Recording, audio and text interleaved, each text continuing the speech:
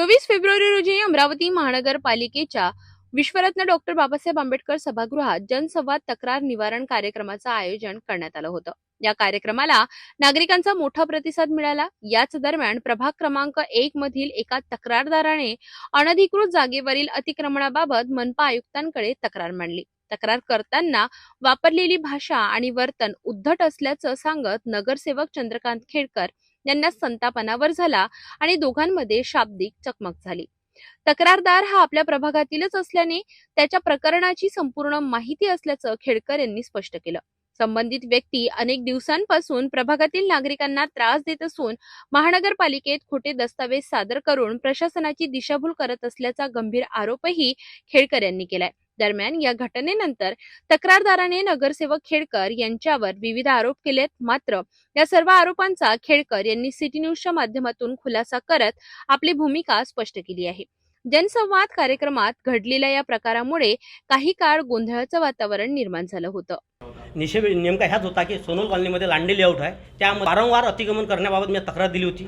त्यासाठी यांनी मी उपोषणावर बसण्याची धवत दिली होती 15 तारखेला।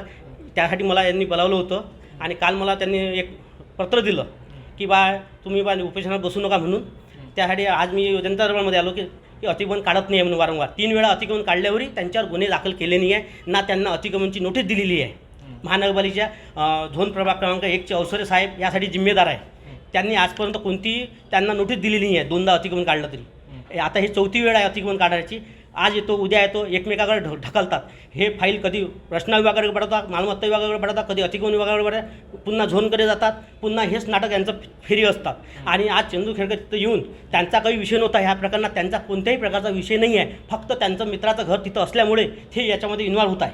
की मला तो जनसंवाद होता हे मला कल्पना नव्हती। मुळात माझा एक मित्र आहे, त्याचं एक प्रकरण होतं झोन क्रमांक 1चं, अत्यंत वाईट स्थितीत झोन क्रमांकने त्यावर कारवाई केली म्हणून मी तो मला घ्यायला आला। मी त्याच्यासोबत गेलो, आम्ही रांगेत उभं होतो त्याच्या प्रकरणासाठी। आम्ही रांगेत उभं होतो, दोन व्यक्ती पुढे एक प्रकरण चालू होतं। एक गृहस्थ आयुक्त मॅडमला धमकीवजा जोरजोरात ओरडून बोलत होता आणि सांगत होता। तिथं सहाय्यक आयुक्त आपले अतिक्रमणचे रक्ताटे साहेब होते आणि अवसरे साहेब होते, यांनासुद्धा धमकी देत होता की तुम्ही ते कारवाई करायला पाहिजे, नाही केली तर मग मी पाहून घेईल तुम्हाला, अशा वगैरे प्रकारे भाषण बोलत होता। मग माझ्या लगेच लक्षात आलं की हे प्रकरण आपल्या प्रभागाच्या संबंधित आहे। मग मी तिथे त्याच ठिकाणी गेलो आणि ते वास्तविकता समजून घेतली। वास्तविकता समजून घेतल्यानंतर तो म्हणाला तुम्ही कशाला मधात बोलतो, असं बोलल्यानंतर मी मॅडमला म्हटलं की हे प्रकरण असं आहे मॅडम, तुम्ही चुकीची कारवाई केलेली आहे महानगरपालिकेने। महानगरपालिकेला जागा निश्चित करायचा कुठलाही अधिकार नाही, भूमी अभिलेखची तिथे मोजणी झालेली नाही किंवा भूमी अभिलेखने अशा प्रकारचं जागा निश्चितीकरणाचं प्रमाणपत्र दिलेलं नाही। जागा कुठलीही महानगरपालिका अधिग्रहित करू शकत नाही जिथपर्यंत भूमी अभिलेख निश्चित करत नाही। आणि आपण सदर प्रकरण एवढ्या दिवसाचं माननीय महोदय आयुक्त महोदया, मी तुम्हाला म्हणतो आहे की हे प्रकरण एवढ्या दिवसात चालू आहे। आपण एक तिथं स्पॉट व्हिजिट होणं गरजेची होती, स्थळ निरीक्षण होणं गरजेचं होतं, परंतु आपण केलं नाही। आपण कृपया स्थळ निरीक्षण आपण स्वतः पाहावं असं जर वाटत असेल तर, कारण ते ज्या लोकांच्या बाबतीत या ग्रहस्थाची तक्रार होती हा मानसिकदृष्ट्या कदाचित कमकुवत असू शकते, मला कल्पना नाही। मात्र तिथं 8 ते 9 वयोवृद्ध लोक राहतात आणि त्या लोकांना हा इडीस पिडीस करतो, त्यांचे व्हिडिओ काढतो। त्या लोकांनी भरपूर तक्रारी माझ्याकडे दिलेल्या होत्या, परंतु मी त्या गोष्टीकडे नजरअंदाज करत होतो। माझ्या लगेच ते प्रकरण लक्षात आलं आणि मी मॅडमला सांगितलं की मॅडम म्हटलं तुम्ही ते स्थळ पाहणी करा। स्थळ पाहणी करा म्हटल्याबरोबर हा माझ्या अंगावर आला आणि आरडाओरडा करायला लागला। लगेच माझा पुरुषार्थ थोडा जागृत झाला आणि मी मात्र संयम ठेवला आणि संयम ठेवून तो जोरात बोलायला लागला। माझा तोंडातून जोरात आवाज निघाला, यात शंका नाही।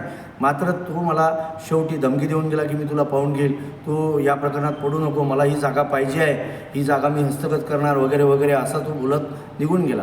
याच्यापेक्षा दुसरं काही झालं नाही। माझ्या जीविताला बल्कि त्याच्यापासून धोका आहे, कारण त्यांनी अशा भरपूर लोकांना धमक्या दिलेल्या आहेत की मी जीविताला मारेल आणि त्यांनी खूप लोकांना मारलंसुद्धा आहे आणि माझ्या जीवालासुद्धा धोका आहे त्याच्यापासून।